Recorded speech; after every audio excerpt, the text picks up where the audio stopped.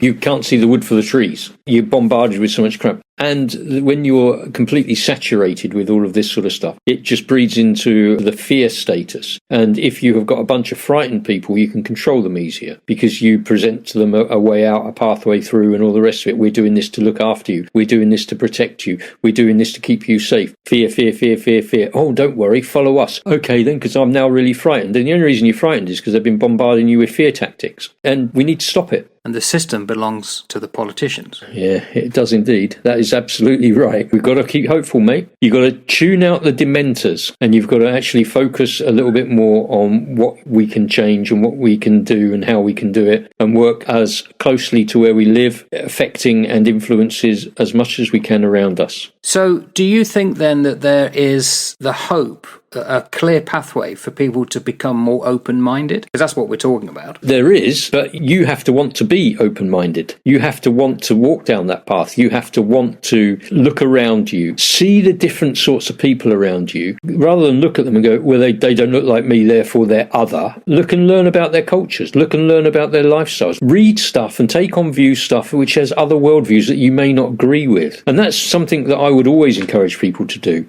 Now, as you know, I am a pastor of a church, and I have what I would say is a very orthodox Christian faith.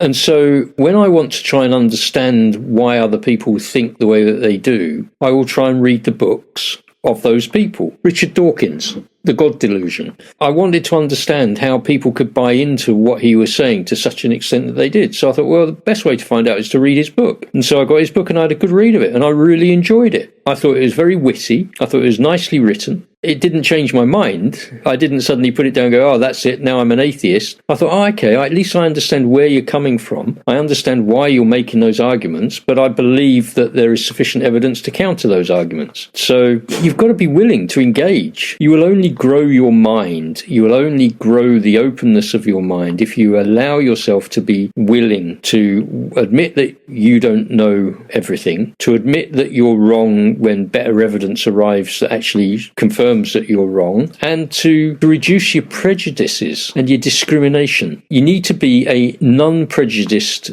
non-discriminator if at all possible. The chances are you can become non-prejudiced, but you're probably always going to discriminate against certain things. So if you become non-prejudiced discriminator, at least you can work on that. You've got to try and do something. But you need to be open to do that. And this is the problem. If you're not open in your mind, you're not going to be open to do any of those things.